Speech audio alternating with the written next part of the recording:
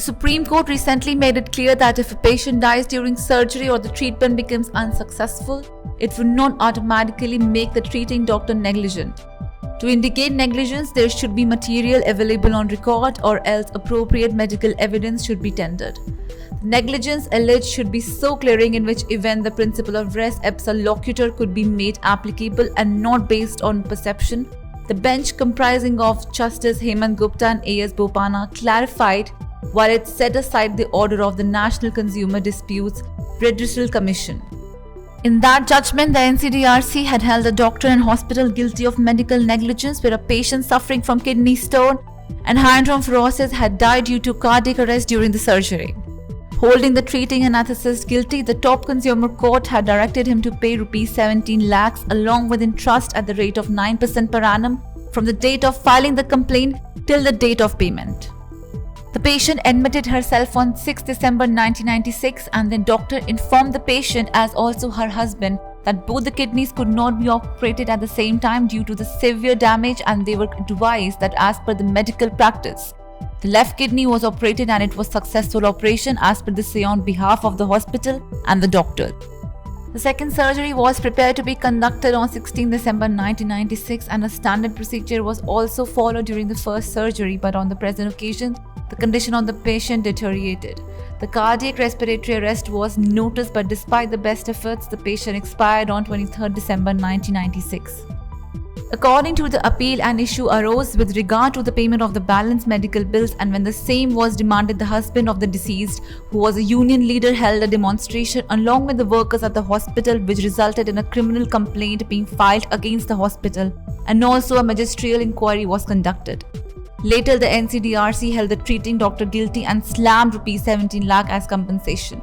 However, the judgment of the Consumer Court was challenged, and when the matter came up for hearing before the Supreme Court, the doctor and the hospital contended that the high risk involved in the second operation was made known to the patient, and the cardiac arrest which occurred in the present case is likely to occur in certain cases for which appropriate care had been taken by the doctors.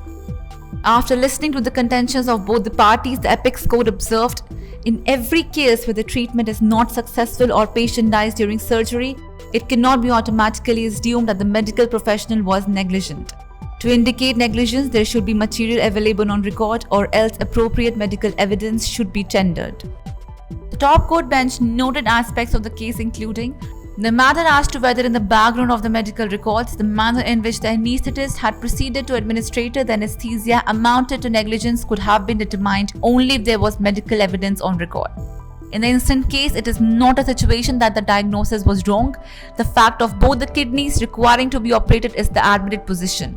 The two aspects which are the foundation for allegation of negligence is that no care was taken despite the observation of the surgeon after the first surgery that the patient is poorly tolerant to anesthesia.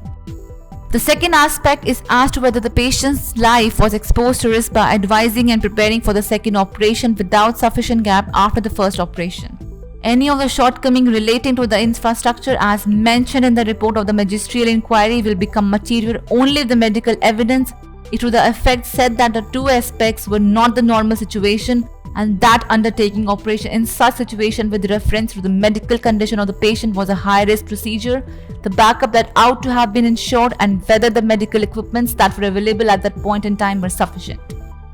The court also mentioned that the inquiry report by the magistrate cannot be treated as contra-medical evidence to hold negligence on the part of the doctor and noted,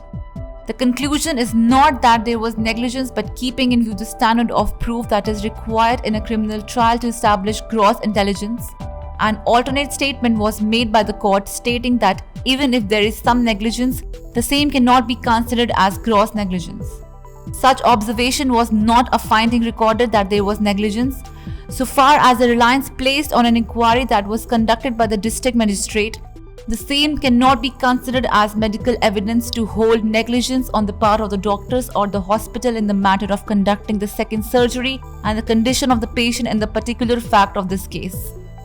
The Apex Court said that though in the second operation the patient had suffered a cardiac arrest, the subsequent processes had been conducted and the patient has also been moved to the CCU whereafter the subsequent efforts had failed.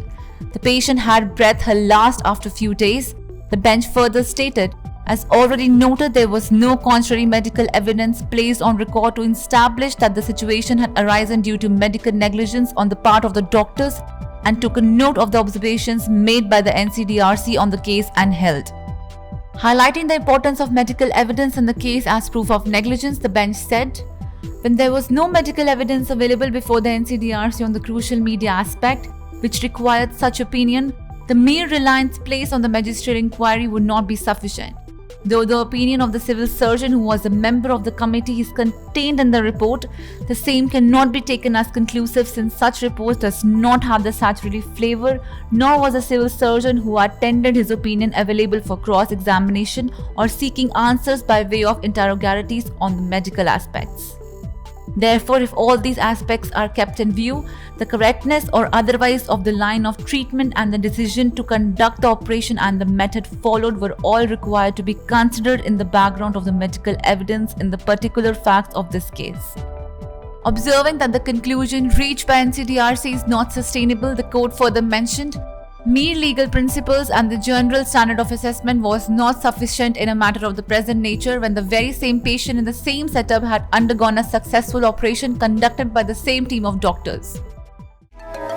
Never miss a medical update from Medical Dialogues. Like, subscribe, and press the bell icon.